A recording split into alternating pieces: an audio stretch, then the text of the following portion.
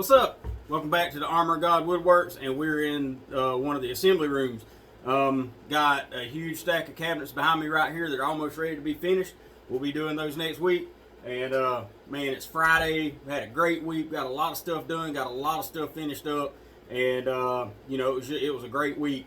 And the best thing about a great week is whenever you end on a high note. And so that's what we're going to do today. We've got this cutting board right here that was in one of my previous videos. It was an assembly just showing how we glue these things up and our methods to making these things where they last a long time. So the special request on this one is the customer wants a juice slot in it. And a juice slot runs around the, right around the outside edge of the cutting board, but it's in about 1.5 inches or 2 inches or something like that. That way if you're cutting stuff out here in the field of the cutting board, any kind of juice from what you're cutting will actually go into that slot. When you get done, you can go over and dump it out in the sink, and you don't have to worry about, like juice from meat and vegetables and fruit and stuff like that getting all over your sink or all over your counter. You cut it, it stays within the cutting board, dump it out, and you're good to go. So that's what we're going to do today. How do we do something like that? There's multiple ways that you could do that. You could put a guide on the edge of your router and just, it would run along the perimeter right here. We've tried that before, and it works great. It's just not. I don't like it. I don't like the way it works. You can go too far this way, and you'll bypass your groove and all that. So there's a lot of layout required in order to use like a guide on the router. You got to mark this thing and all this, and when you're doing a lot of them, you just really don't have time to do that.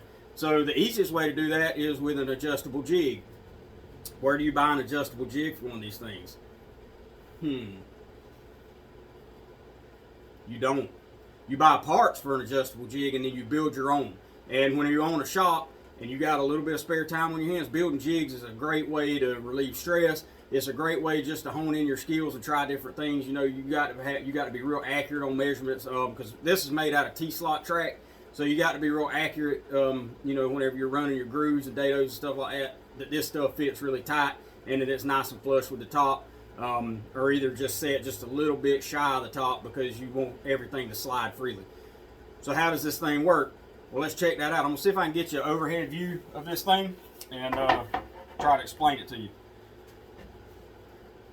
Alright, so the first thing you want to do is check your cutting board and make sure that you've got the top side up.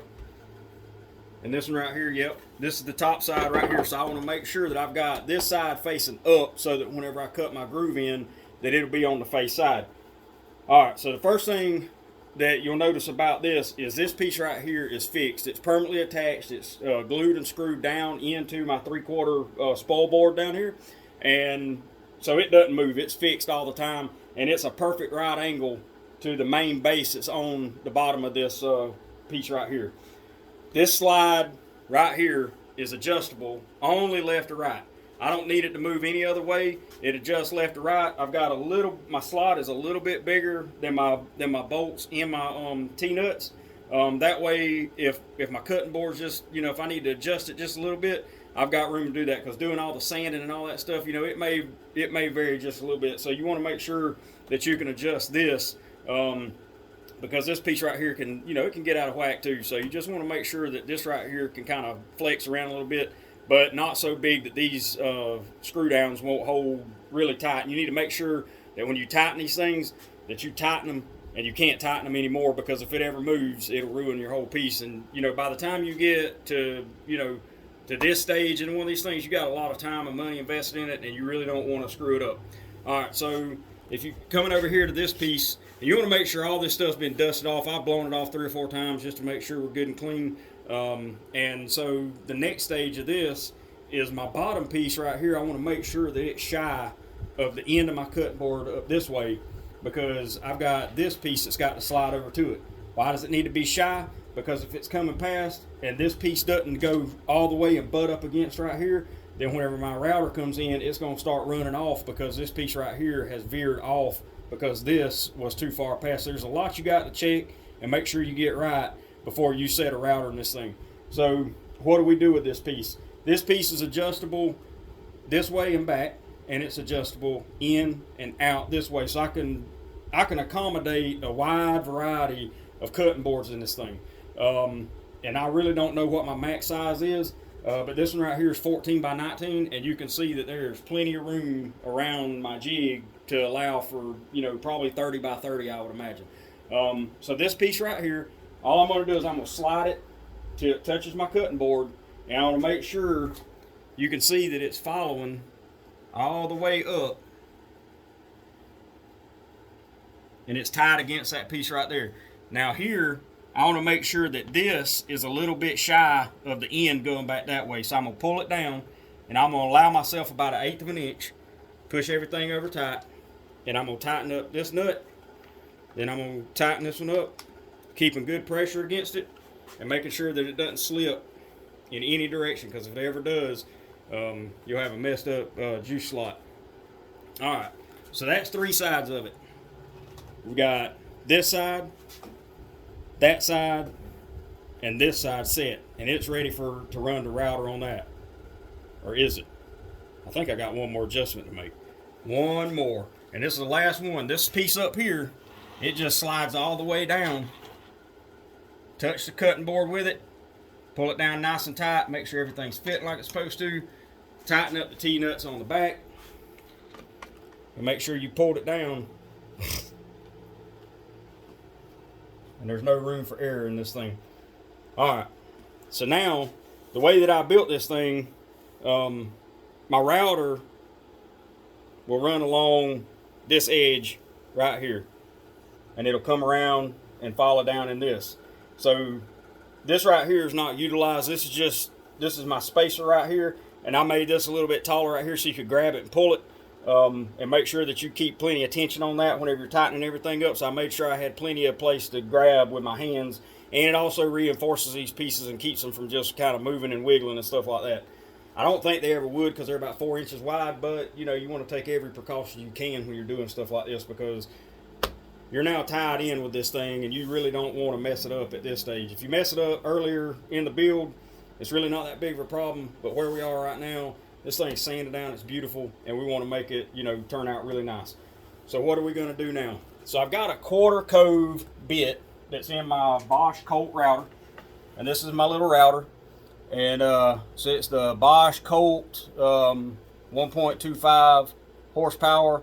So that's a hoss. It's a really good router, and I've got this cove bit right there, and it's a Vermont American 1/4 cove bit. I've got it set down about 3/16 or so. So what I'm going to do is I'm going to set it in here and up on the edge and stick it down into the cutting board, and then we're just going to go around this thing and make it look pretty. So that's the only thing we can do. So let's give her a shot, and let's see what we can do. I'm going to adjust it down just a little bit. And so this thing's got like a macro adjustment on it, and you can move it a lot or you can move it a little bit, and we just want to move it just a shade. And so now we're ready to go. And whenever you put this thing in there, you want to hang on to it really tight, because if you don't, it'll try to run with you. But you want to keep all your pressure back towards this and on your form, because this form's actually a little bit thicker than my cutting board is. That way I've got, different levels of thickness I can go with these without having to adjust this. So let's just keep a lot of pressure against this fence and keep the pressure running forward like this right here, so that we don't end up trying to, try to kick out like this. You just want to make sure that pressure is held in the right way. So let's cut her on and see what happens.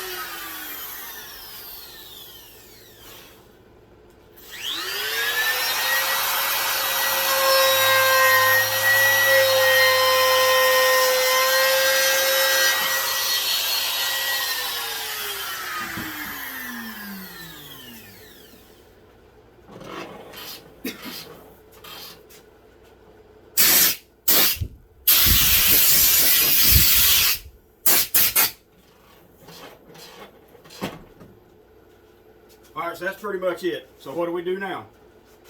Basically the opposite of what you did whenever you set it in there. So what we're going to do is we're going to loosen all these T-nuts, and we're going to get this thing out of here, and we're going to see what it looks like. Now, you're going to have to sand the T-slot, or the juice slot. You're going to have to sand it out. The easiest way to do that I found, is to like get an old foam brush or a little dowel pin rod or something, like one of those wood dowel rods, and wrap a piece of sandpaper around it and just stick it in there, sand it out. A foam brush handle works perfect. Those things are 99 cents. Use the foam brush, do whatever you got to do with it, and then that's what we stain a lot with foam brushes. So we've got some laying around. You know, simply just use that. Cut the handle off of it once you've used it, and then you can use it to sand these out. So what does the juice slot look like? Well, there we go. It's slotted all the way around. And like I said, I got a little bit of touch up I got to do, just sanding. But that's really all there is to it. And so that was pretty easy. But to build this thing, you just need some 3/4 inch T-track. And I got this, I just got it off of Amazon with a T-nut kit and everything. Cost me about 20 bucks. And then I probably got about $10 or $15 worth of plywood, all 3/4 inch, except for this piece right here is 1/2 inch. That I run my router against. But anyways, that's the way we do it. Fairly simple.